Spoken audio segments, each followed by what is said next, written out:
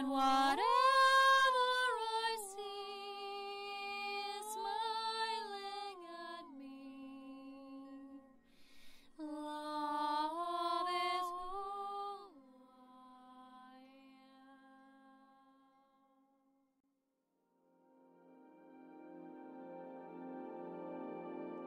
So hello there everyone, and welcome to this video with me today. So it's been a while since I reported to you from my indoor space because you know I'm always outside, but today is a little bit of a rainy weather, and I really used this to my advantage, to our advantage, to finally record a video on a very special topic that I was kind of like harboring and kind of nesting upon for quite a while, you know, like a mother hen on her eggs. So it's kind of like been coming together, and the topic, as you will see, is on the cosmic library, and this planet being a cosmic library, such as basically all planetary bodies that are chosen to carry a platform or template for the experience of humanoid life, okay, in many different species as well, but especially through humanoid development. Much comes through the planetary template in terms of the guardians. So I want to talk about that, as well as the guardians of Earth. I also want to read some paragraphs. So we're going to see what comes through spontaneously. Quite a bit of a flow, as always, with me.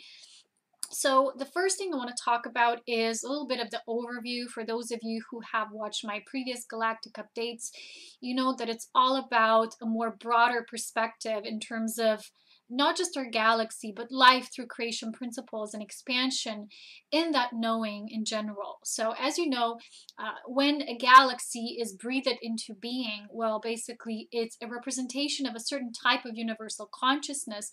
Life is being seeded throughout the galaxy. So looking at it from a more micro perspective for our own Earth, for the Earth that we're now experiencing, we're saying, well, this is a physical Earth. This is a platform we call Mother Earth, Terra, whatever we call it, consciousness of Gaia.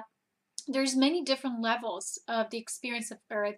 As you know, every species that walks upon the planet carries a specific or a particular genetic or a genome structure or template or a design within itself that is meant to kind of like be self-sustained or reproduce itself, right? So when we are pro-life, we are creating life as generating life in the spiraling formation of the galaxy, which is the sustenance, the expansion of the universal consciousness, which we're all a part of. We're all part of the source matrix, or the God creatrix design of all life in creation. So life is meant to always sustain itself and spread throughout the whole galaxy, which, as you know, in all of the pictures we're now looking at through the powerful telescopes and all the equipment we now have, such as Hubble, right? We now can see all these beautiful spiraling galaxies that are available to us for viewing, not just our own.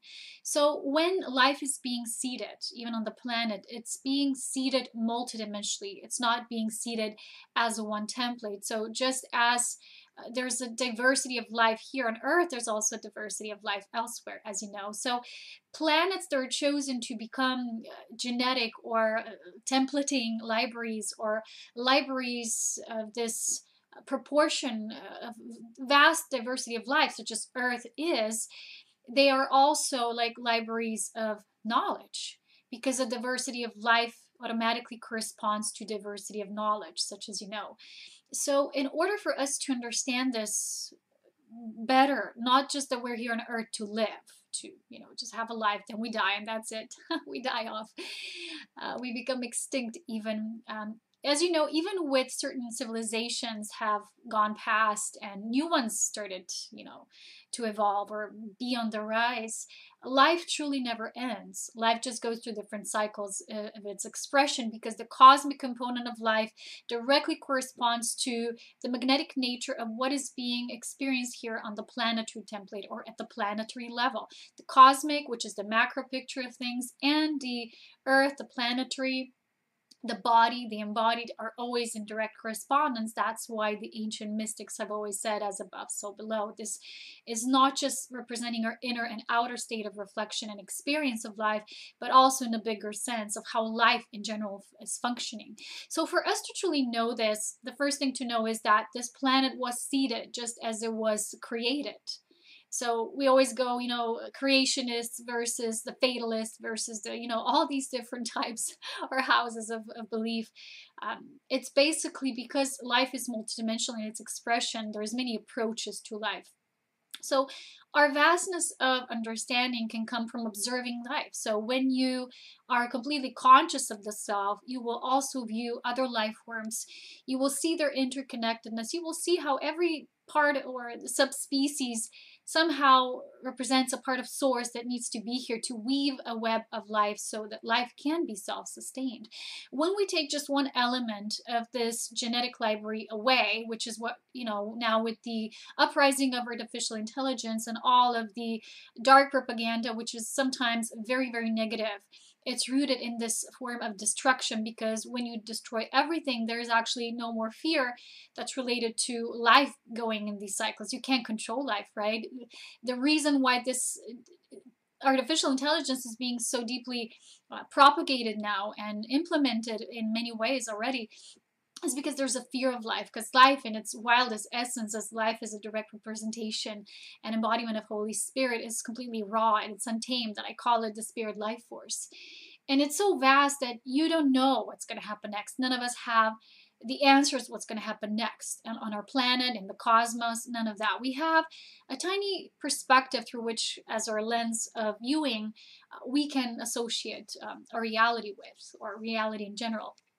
But the thing is that there's a much broader perception of what truly reality is unfolding in parallel. So when we try to control life out of fear, what if this happens? What if the cataclysm happens? What if weather changes happen? So let's control weather, right? Oh, what if we can't manage our food properly, or this happens, that happens? Well, let's do genetic modification of that. So in either way, when we move from the natural intelligence, we're actually negating the knowing, the deeply imbued knowing that our planet is a cosmic library. It's not just a physical place where we live. And as Earth guardians, those of us who are actually here, not just human embodiments, but a lot of us are different spirits. I'm going to talk about that a little bit as well, because there is not just the spirit of humanity. Some people say all that live on the planet have human souls. Soul is such a vast term of the being, the quantum, how to say that, the expression of that liquid light, that it's hard to even say something as the human soul, right?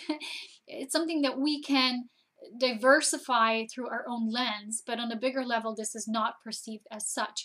But what I'm trying to say here is that when we see clearly that our role to become self-aware and self-realized is to contribute to this genetic pool, this genetic library. So the more we illuminate our DNA, it's not just to ascend ourselves, the same way we're actually doing it for the planetary, sustenance. And as you know, certain ages died off, or certain civilizations died off in the past.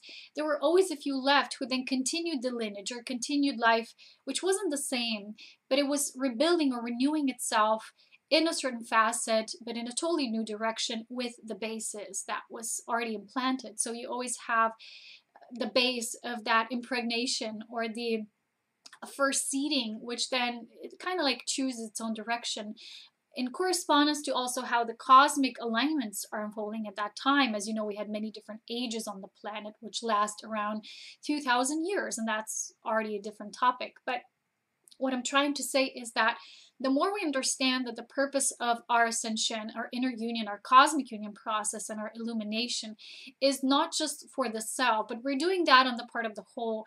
And many of you may be wondering, why am I here at this time? Okay, why am I here as what people call light worker, star being, star seed, all these aspects that somehow know themselves in a deeper format or in a deeper way of reflection than just being here, living my life and nothing else I care about. So there is a certain component to contribute genetically to this pool, reservoir of knowledge, and to put that etherically or ethereally in the planetary strata or the light grid of our planet, so that we're already seeding life anew. And I've talked about this before, that we're not just like many people say, dissolving the old things. We're kind of cleansing, we're constantly purging something, but we're actually contributing with our light quotient to the entire unfoldment of this, what we can call the galactic library, or even you can expand it and say the cosmic library, right? Because all of these planetary consciousness, you know, the plural version of that, are also connected with each other, are interconnected, and they're kind of playing their story. That's why planets are influencing each other. It's not like Mercury influences Earth when they're spinning a certain way, but we, from our Earth perspective, we view it that way. The same way, there's always a reverberation. Earth also influences planet Mercury and, you know, other planets. So now imagine this number multiplying the further out you go. So then you have different multiples in our own planetary system. Then you expand further out, and it's like, whoa, what is this? It's a multidimensional fusion. I teach that in my course, Multidimensional Ascension, which is a complete guide to that multidimensional ascension union within yourself. So what does this mean? This means that as a being, you don't just have one life, one mission, your life is static. You're actually experiencing a spiraling journey of almost like what I would call, from a star-born perspective, many different multiple incarnations living in one. That's why if you were called in this way, in this life, and you've had this experience, you've probably felt like you're changing in a certain part of your life, maybe a few months or a few years, you've lived out a certain story. And that story fed into or was connected to a certain archetype of being.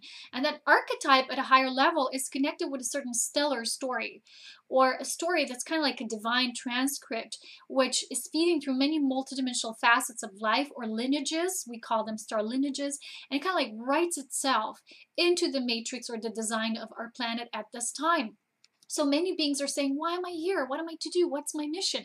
A lot of this, what relates to the mission, is simply being here and contributing to the collective genome. But because we see DNA in many forms just as physical, what kind of makes us and makes us look the way we do and function the way we do and have certain attributes, it's not just that. So the light DNA and the life force transference that occurs through that light DNA transfusion is something that's happening first at the ethereal level.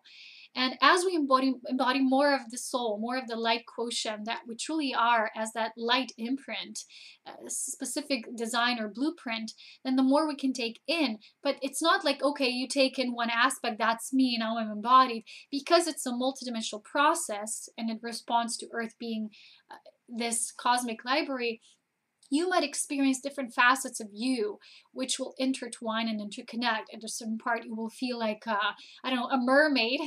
At the other part, you might feel like a mountain goat, you know, just saying it from my own experience. But there is this vast pool of this, how life can be experienced, that is now being played out because there's this grand opening, as you know, and a major cosmic cycle is ending and a new one is, you know, slowly coming into this wheel formation of starting to rotate and become something that hasn't yet been born before. We might ask ourselves, well, how is this played out in the bigger picture? The thing is, we don't know, but our main focus at this time is really about knowing this, is understanding the diversity of life, is cherishing the variation of creation. That's why the artificial intelligence program is so dangerous, because it nulls that out. It's almost like it wants to completely falsify the importance of our genome, of our light DNA. And it wants to eliminate everything so that we're only left with this artificial environment or virtual reality, which really, you know, you can have a depleted environment and then you escape with this machine when you're looking into the projection that's just like a mental universe. But that's truly not our ultimate aim. Our ultimate aim as beings of source is not to experience physicality and then to escape in almost like this android form, because that really does. It's more robotic than it is humane. The whole mission of this and the genetic library design is to always expand life from what was written, from what is being rewritten, and what constantly creates itself anew. And you can't do that in only a mental version of what we call the universe, or a projection of the thought energy wave pattern or emanation. So this doesn't function this way in an organic life force universe. So all galaxies were, as they were birthed into being, they were organic, they were spiraling. But, you know, some people say, or there's this belief or a knowing that's come out is that there's a lot of artificial intelligence that's already being played out in many of the different galaxies. So what we have to know first is that what we experience on Earth in the various facets of being, right? From on Earth, you can see everything playing out from very intense karmic paths to violence, wars, rape, the taking away of our own human rights, to, people cultivating lots of riches for themselves, people cultivating power, to also very high mastery paths of great mystics, yogis, all that. You have all of that in one sphere, which isn't even the biggest planet, right? In our solar system and beyond. And we might wonder, wow, how is this so diverse? It's because, like I said, planet was seeded through many different types of consciousness at this level, what we call the stellar, or the solar level of the imprint. It wasn't just one design. We always say, well, these beings started off the Earth project. And then we say, no, these beings were here first. No, those beings were here first. At the beginning, it was all just pure light being. And then when it was ready to become more and more physically, there were what were needed were many different implants from different regions. So we might say, well, once one planet or a template of being or a school of being kind of like fulfills itself at the knowledge of self and realizes itself, it will start to intermingle with other aspects of creation. And this is what occurred on Earth. So there are many different types of consciousnesses coming here. And this is why we experience such diversity. Now, I'm talking about the bigger picture now. Now, let's go into the more micro picture of how we as humans have a different component to who we are and what we embody. Okay, so now I want to talk about this, the different star types, lineages, about how they relate to our embodiment process.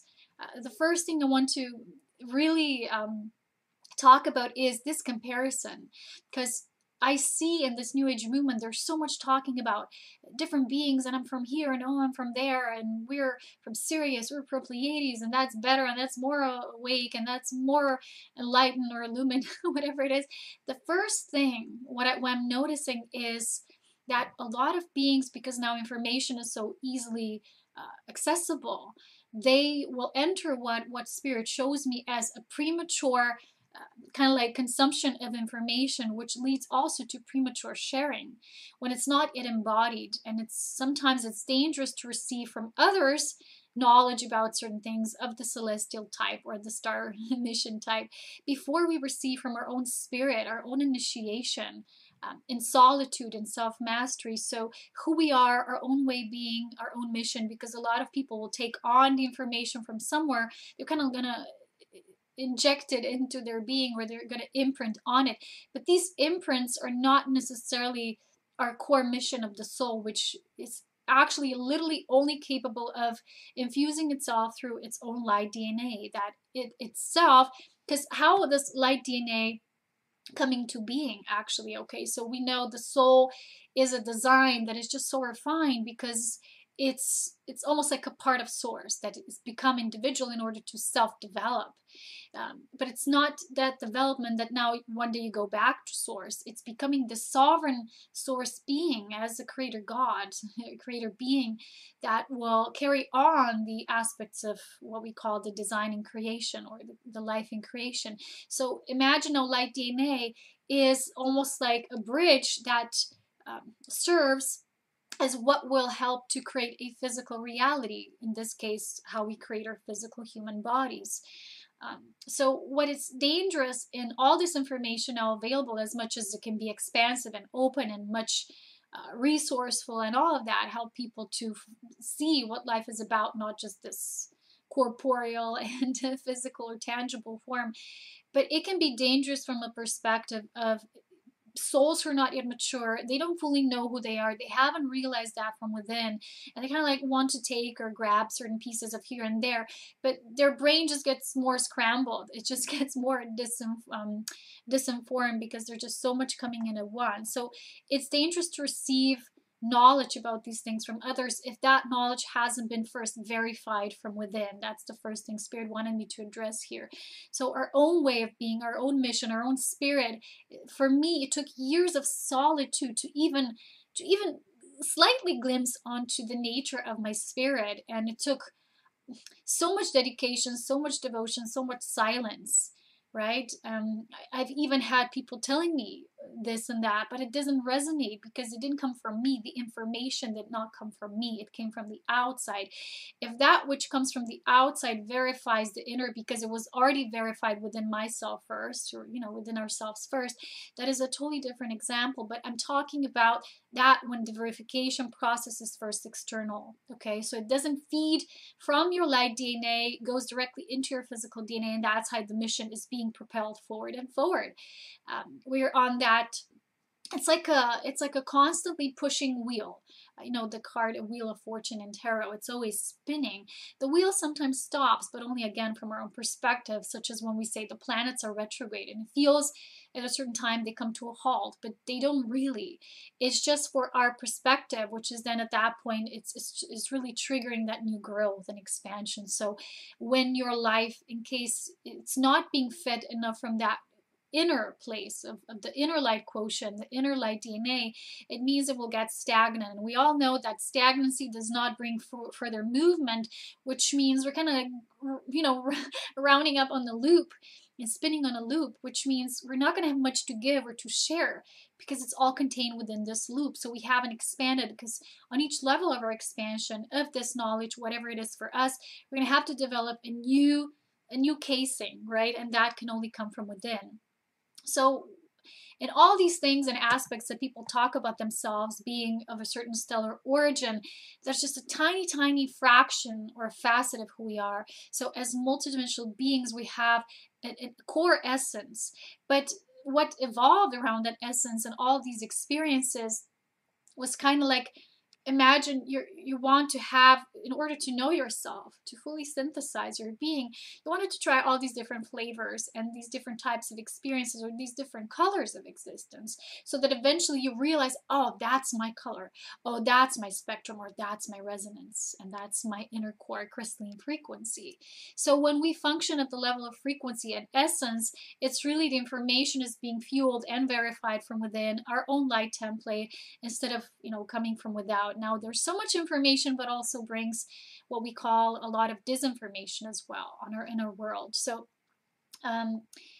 what I wanted to share here is that it can be dangerous to receive, because if it's not embodied yet, which means it didn't come, the information did not come as fueled from the light DNA, that now in this day and age, it's encapsulated in your body, and your body is the direct gateway, the vessel to tune into your light DNA. So when you open yourself physically, that's why I always tell you to practice yoga and tantric mastery, as I also aspire towards and teach in my mastery courses, especially from the tantrika life force mastery level on, because it moves your body. And when your body, your physical DNA is being stirred up and there's constant movement, it will create tiny little openings that will feed right back into your light DNA. So it's kind of like a journey, right?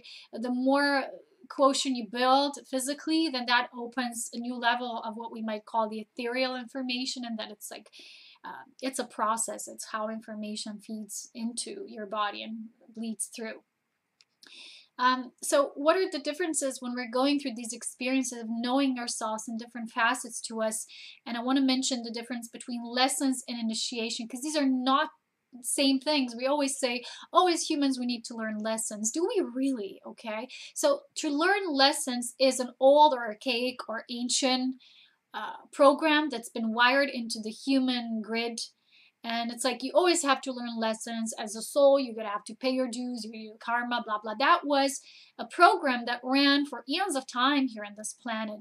But it's not the only program. We have to know that the moment you open your eyes to what cosmic library truly is and the different experiences that exist within it, you're going to see maybe that's not all there is to your life, or to life at large, to life in general. So initiations, when you exist, I always talk about my life as spirit initiations. I never talk about lessons ever, because for me, lessons, it's almost like egoic sense of comparing myself to, you know, I had to have this lesson in order to grow and evolve. Evolution from a point of the spiral, not polarized expression. So lessons are always coming from polarization, while a spiraling journey is always a journey of initiation. And that's why I always tell you, spirit initiation is the key to illumination. So when you will change that or open up that there is a higher design to life or in life, and you being a part of life as a being of spirit, then you will see that maybe your initiation is always, it's always inwardly propelled to your soul, versus lessons are always kind of like it's something superposed upon us, upon our soul matrix or our soul design. That's one important thing here. What else I wanted to say is there's a lot of comparison, especially because of that in our world, and people are compartmentalizing. People are putting people in boxes. People are, it's like classifying this and that. Even with our species, we do that. We say that's this species, that's that species.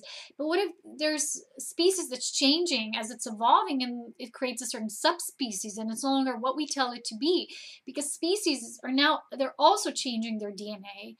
They're informing themselves through their inner light evolutionary process. So they're being informed. They're also kind of like divergent, right, in their ways, because that's a multiple facets to it. So it might physically look the same, but it's not the same. Why I'm saying this is because a lot of us who have this knowing, we have the human body, doesn't mean we're human. So that's the difference. There's a lot of beings here who are definitely not human. And a lot of beings who call themselves starseed, their design, they're living liquid light that like incorporates or ensouls this body. Depends on how much soul ensoulment process you've done, but it's more and more apparent even in your physical appearance, how you look. Your physical appearance will denote a lot about your energy beingness. And a lot of these forms, the energetic forms, are not of human origin because of that star seeding project, and to once again restore the galactic library and to put new information in it, because now there's a big synthesis program running throughout this universe. That's why when you are now experiencing life on Earth, you will say, why is everything happening at once? There's war, there's AI, right? Artificial intelligence. There's all this technology coming out. At the same time, there's poverty and what we call archaic ways of being, or primitive being. And why is this all happening simultaneously? Intense riches, intense poverty. People who are creating beautiful lifestyles and people who are still suffering. Why is this all present now on our planet? Because there's so many programs that have been running, right? And remember, each program it's like timeline, but it's different. Timelines are a vaster proportion. Programs are like tinier imprints upon those timelines. So if there's a program of poverty and it's still playing out in a bigger macro picture of our universe, and then our galaxy spiral arm of this universe experience, then it's still running out. Program is still playing, but it's also at the same time it's running out. So there will be less and less people or souls who are experiencing as people these aspects of life in the universe or in the cosmos. It's going to be less and less of that, because each program has almost like it's due time as well as it's running out. So with our ascension, with our light transference and our star being embodiment, even though it's not always human, it looks like human, smells like human, not necessarily human, right? So what I mean by this is it helps to trigger the unlock the new codes that are, for the new programs to play out on this planet, right? So just as it was seeded in the beginning, it's not kind of like it's being rewritten in so many ways and forms. So on a personal level, what we can now experience, and perhaps many of you beautiful beings are experiencing this now, is a certain life you've lived and you thought, this is me, this is what I do, this is how I serve, this is why I came here to this planet, this is why I came here to do. And all of a sudden, maybe after years and years, and this is what I'm experiencing now myself, that's why I can share it with you. After years and years of that, what you call, well, this was my training, this was my initiation after initiation, this was my mastery, this was my work. Why is it now all dissolving? Why is it all changing so much now and so drastically and so fast? Is because for a moment, for a time being, that when we need to be present with something, when we're playing out a certain program, when that is playing out before it runs out, we need to complete that. And there is a completion always only with or via synthesis process, which the soul does through us, if only we allow, and we're really a neutral force of love during this process. But what is also very important to know is that when this is no longer true, when that program is no longer necessary, it doesn't feed a level of expansion and soul evolution for not just for you, but also for the collective library, it means it will kind of be over. It's like over and out, right? When they do these transmissions over and out. And recently I got this guidance when it said it's all running out. And I heard those words when I was meditating. I said, well, what is this about? And it was a feeling of greater cycle coming to an end, not just for each of us personally. So the beliefs we had about ourselves, I'm this being, that fits me, that suits me, that environment, that place, yes, it all was really perfect in each moment. But remember, because of the multidimensional component, that might change. And a lot of us are now experiencing, because of this vast expansion, a sense of maybe we want to go to a different environment, or maybe we want to create a totally different lifestyle because we were so used to having a certain lifestyle. But remember that the moment it no longer provides a sense of complete ecstatic joy about it, like when you're really excited about something, it means the program ran out, the experience ran out. So as a being of complete soul attunement and guidance, you will know where to go next without the need to define how it's supposed to be. Like, I need to do this if I want to come there. It's really a natural process, as how you are the way you are now, right? Did you have a desire to be that way? Did I have a desire that I want to ascend when I was, I don't know, 6 years old? Did I know these things? No, I was in my consciousness and my life expression as I was a 6-year-old. When I was 10, I was completely with being 10 means, like, to me. Then I was a teenager, I was completely with that. Then it all became and expanded and evolved. Each level of my being is contributed to the whole, but it also was transpired and transcended onto the next stage and the next. And on each stage, you can only expand. You can't shrink and go back. If you do that, literally your soul will have no more meaning. And sometimes, people find their exit points if they don't want to move forward. So their soul kind of finds a way for them to exit the planet because they're actually just contributing to the mass and the density of the planet instead of really contributing to this whole process of a galactic library.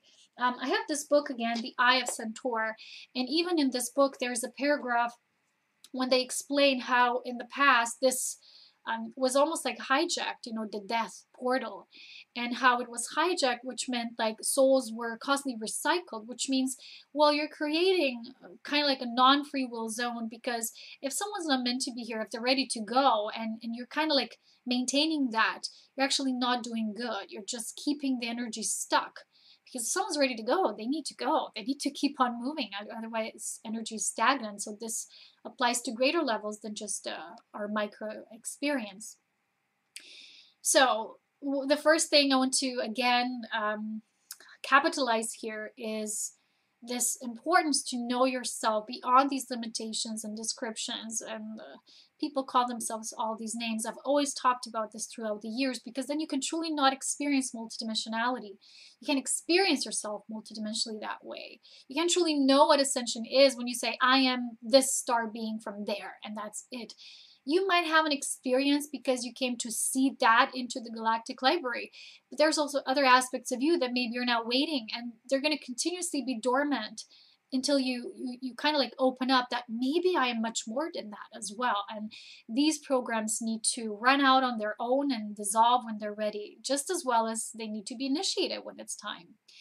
So now I want to talk about being a different type of spirit, okay? So there's many different beings apart just what we call the human soul. I'm gonna say the human soul, although from the greater perspective this doesn't exist.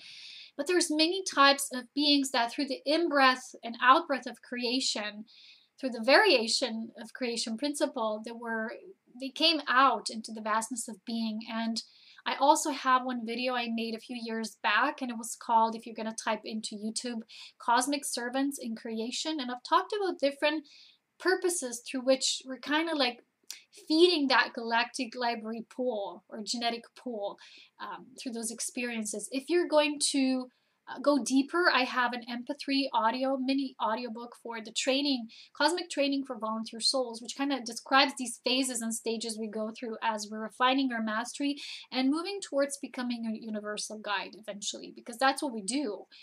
When we're at a high light quotient enough experience, we're eventually going to start training for that. It's just how it is. So many people will say, this being looks like that, and they have facets to their being. And I want to explain again, sorry, in my own example, how this can look. I've met in my life, because I'm very connected to nature and the elementals, people call them nature angels, whatever you call them.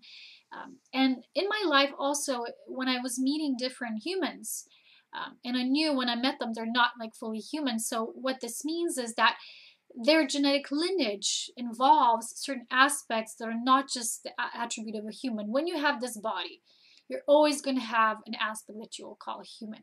But what that body is, as you know, there's different genomes, there's different lineages, the ancestral lineages. Like one example recently was, I was looking online at a woman who had like this huge hair, and I was like, how does being have so much hair? I was just like, oh, I was in awe. And then I went about do my things, and suddenly I hear like popping into my head, like buzzing, and then I hear this guidance that this is the gene of the Vikings, that this is a Viking gene. And I think a woman was living somewhere up north, and I thought, wow, that really makes sense, because as you know, Vikings, they were very robust. It's not the right word, I think. I don't really know the right word in English, but they were very dense in that matter, and they were meant to bring through. So when the human bodies were developing, there were many different experiments to how can we refine the human body. So with the mixture, of these different genomes and genetic structures, there was a strengthening of the genetic pool. So when you look into the nature of the culture we know is pop culture in America, in the dream world, America is literally an example of this hybrid mixing up of many different races, which basically all came from Europe. But in Europe, we kind of like stayed fixed. We didn't migrate as much as they did there. So as you know, people in America, when you look at them, they're all so beautiful. You have so many beautiful people and beautiful features. So what America was like, or the United States, I'm sorry, because I'm referring to the North America specifically, was colonized, and therefore in itself is in a genetic library in itself. And the people mix and match, and they kind of look like American. You look at American, you say, you're American, you just know. When you look at someone who's British, they have also their features, and I can easily tell faces. And someone's from Australia also. And we've developed these different kind of like combinations, and this is what or how creation operates. But I want to say that when we're in this body, we all have an aspect that we say, well, it's the human, it's the earth body. But when we are of, let's say, different origin, that part, the more soul you will embody, the more it will supersede or take charge of the other aspects that you might call, well, this is my human self. And this is what is really important. It's not so much the label whether you're a starseed or not. It's the more you embody higher multidimensional aspects of you, the more starborn you will be, because you will recreate that in your human design or your human body. So you see it, when you see it from the bigger perspective, it's not like a label, I'm this, I'm that, and you're this and you're not that. It's how higher you go. So when you look and read those books from Barbara Hand Cloud, they're amazing because they actually show you the different incarnations that she's exploring through past life regression. It's not just past life, because sometimes she also goes into what we call the future lives, or celestial, even extraterrestrial lives. And there's again a different synthesis coming from those lives, a different transmission of energy. So you can experience this whole range of the multidimensional scope when you can tune into that multidimensional nature of your being. So if you're kind of like ready to go deeper than what you perceive yourself to be, I really advise you to take my either a Galactic Heritage course or a Galactic Consciousness course, and of course Multidimensional Ascension. I have all these courses that are super expanded upon that for people who are ready to become more. Oh, as well as the self-mastery courses, I have Galactic Consciousness Expansion, which is the Galactic Human course. Okay, so the Galactic Human, again, I've talked about this before. is in a way a human that represents this, what we might call the galactic library.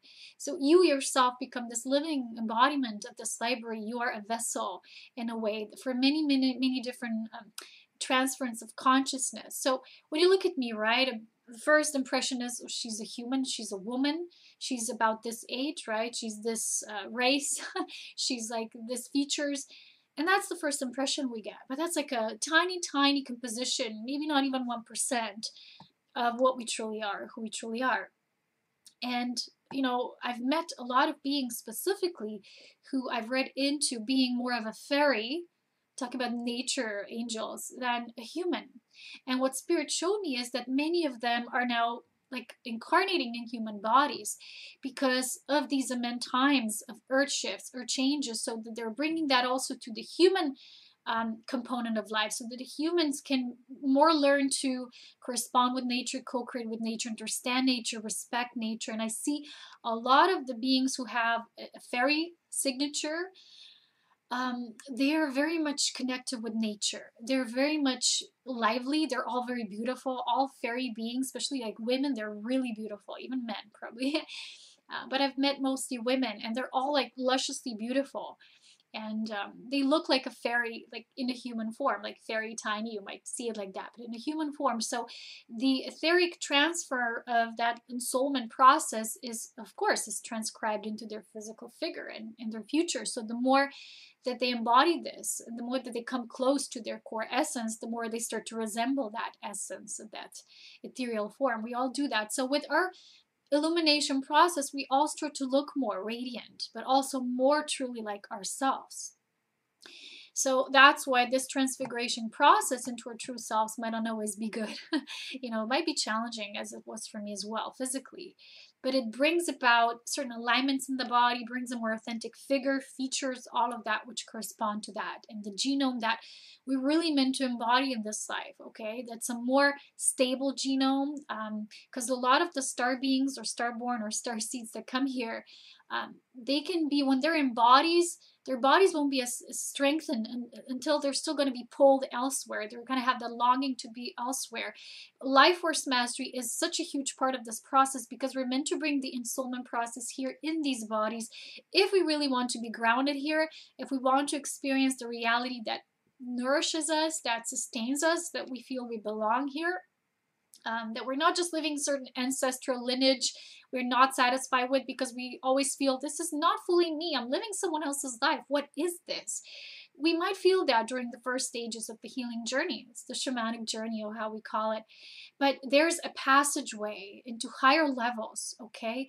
And the first parts of healing we need to do in order to get there. You can't like skip steps. It doesn't happen that way. So a very important part of this process to really know yourself. And I've seen a lot of these beings who they don't know who they are, but I see them. I'm like, it's so obvious. This is a fairy. You can't say like that's a fairy, okay? I mean, you can, but it's a description again. It's a label, but you can say they have a very strong influence of or template of that design. So look at it more like that. Look at it more like when you're shopping for clothing, right? There's like you're guided to different things. Except it's different because it's an inner essence, okay? It's not an outward shell. What I want to say is that because of that difference, we will resonate always with different environments, different cultures, but some people say, I'm not really happy with this culture. It really depends, because sometimes you have certain lineages you have to integrate that you maybe have somehow negative experiences or memories, maybe from other planets. So let's say there are certain planets that no longer exist, and these beings were kind of inhabiting the earth during that process, so they feel like this longing for their home. Well, their home planet is no longer there, maybe it doesn't exist, or it transpired to higher, you know, it's not like it was ruined, but it transpired to a higher evolved state through which they somehow, because they went to earth in between, they can't connect to now. And they feel like, oh, you know, what do I have to do? Well, first we have to do, and every being that has been placed here as the seed of that genetic library, we have to complete this first, this genetic mission that we all have. And I have to share this with you. Many years ago, I was sitting under a tree and I was meditating, again, totally impartial, no questions, when what I call my twin soul came, and he said, you have to remember a mission, you have to. And I was like, what? What is it? And it was just like so strong and so persistent that I have to remember.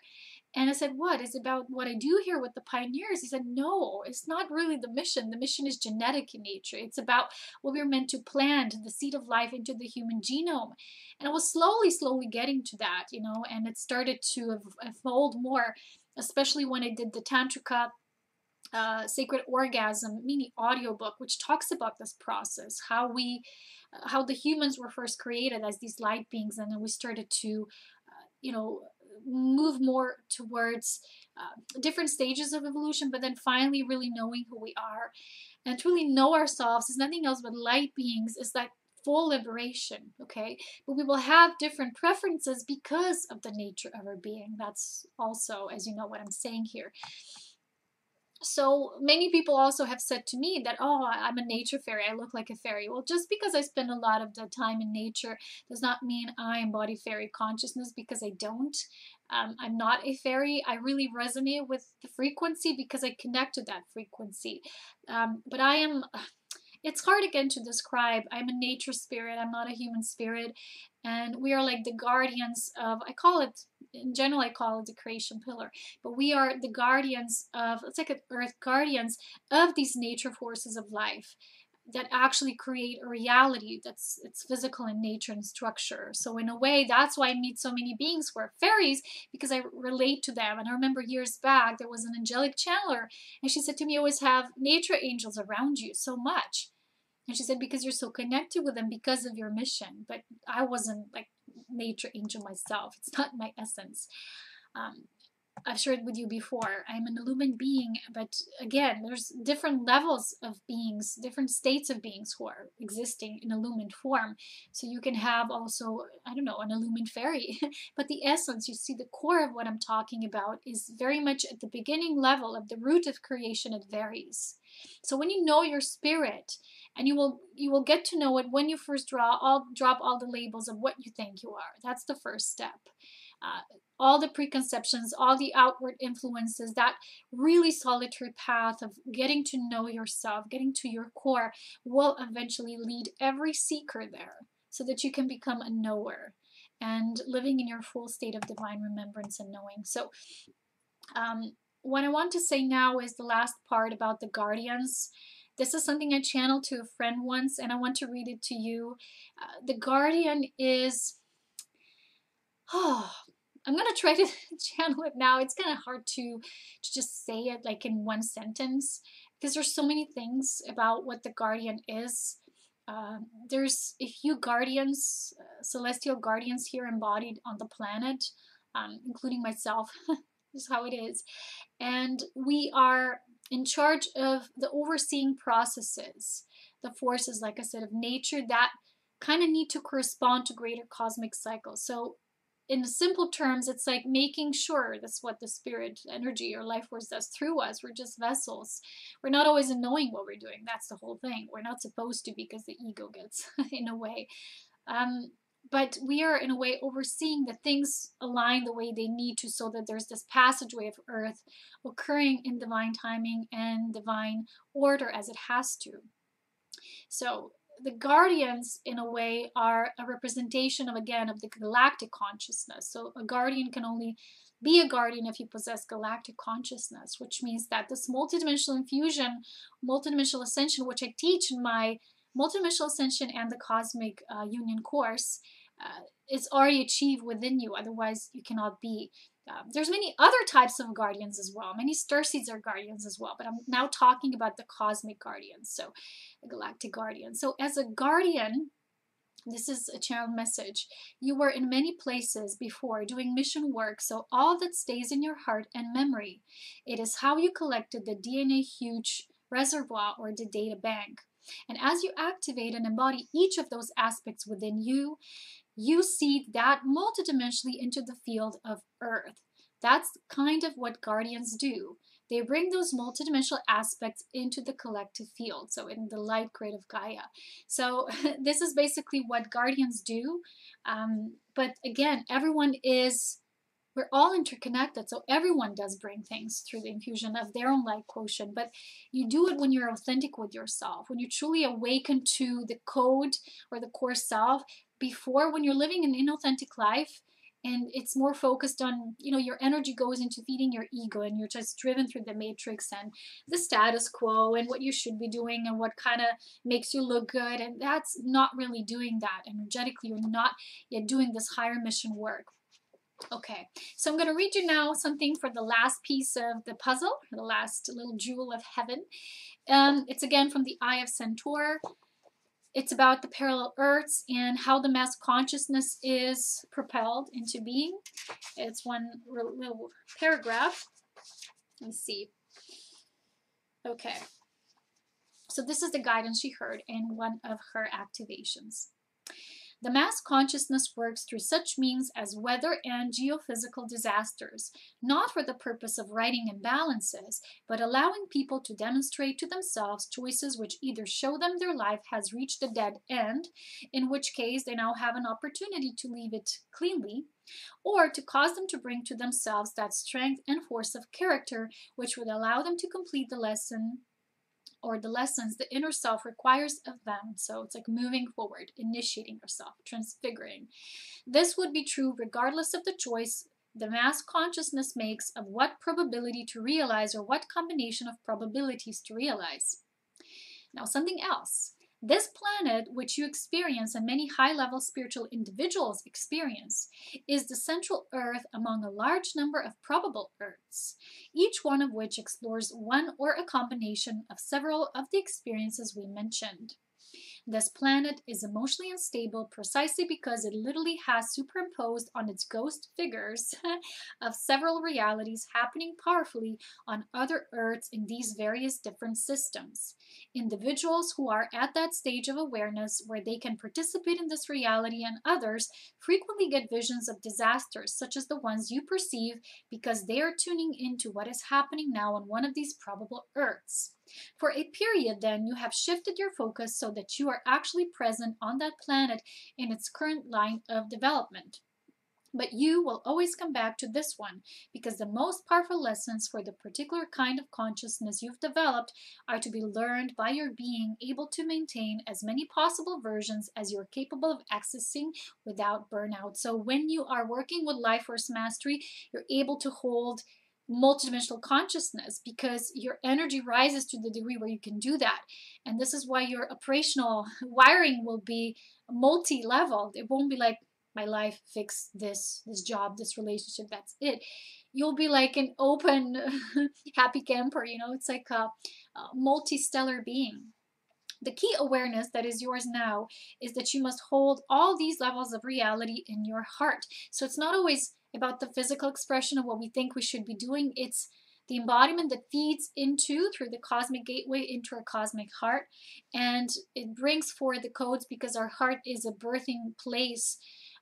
It's like the seed of the desire, and as you know, the desire propels things to then. It's like if you look at all these three main portals I talk about, the cosmic crown portal, the heart portal, and the root portal. So through the cosmic, you get this pure knowing of source, and then you feed it into the desire aspect of our being. And then it can be propelled through the physical expression or the root portal so that there can be movement of life, an expansion of life in a tangible form of variation of creation. So no one knows what will happen next. Even the masters say they know nothing of the future after 1996 AD. At that point, a crisis will occur in the accumulation of all human actions, which will create a new reality which will be free of imbalance. Christ planted the seed on your planet, but the theologians and priests obscured his revelation. Well, of course, but all will be seen in time. So as you see, this is a little piece about the parallel Earths where we talk about when we talk about the dream planes, they all coexist. But the actual physical plane, the Earth, right, the main one, the center stage, as is described here, is a vast pool or a vast pool of these resources that we bring here through many multidimensional infusions, and we anchor it here on the planet. And a lot of us don't always know what we're doing, so we have different dreams. Sometimes we dream of these places. They're not always our physical reality will be the same, but the feeling expressions of life that run through our cosmic heart are already birthing or creating a space for that desire to create an opening so that can become a part of the actual physical experience at the root level. So this is how everything here interconnects. I hope you enjoyed this topic. There's of course as always so much more to share, but again, this is already totally long, and people don't usually like to watch too long videos, except for those of you who really like my content. So thank you so much. Thumbs up. Thank you for supporting my work through donations and Patreon. I'm kind of like in the phase of creating something new in terms of new services for those who would pledge on Patreon, so they would get services that would no longer offer on YouTube, because I have I've had quite a withdrawal of the monetary support at this time. I no longer had support via what I had before, because I had a bound partnership through these ads, and now I no longer have that. And many other things just left, and I somehow have to create a living for myself so that I have a physical sustenance. So I'm thinking about that. I'm going to see what happens throughout the summer, and I really hope you enjoyed that, and that you're going to contemplate and be always present with your own unique spirit and feel into what beauty you're bringing to this planet that is always being created through you, sometimes just by being dreamed into this world of being. And that's how we're seeding it, one seed after the other and one foot in front of the other.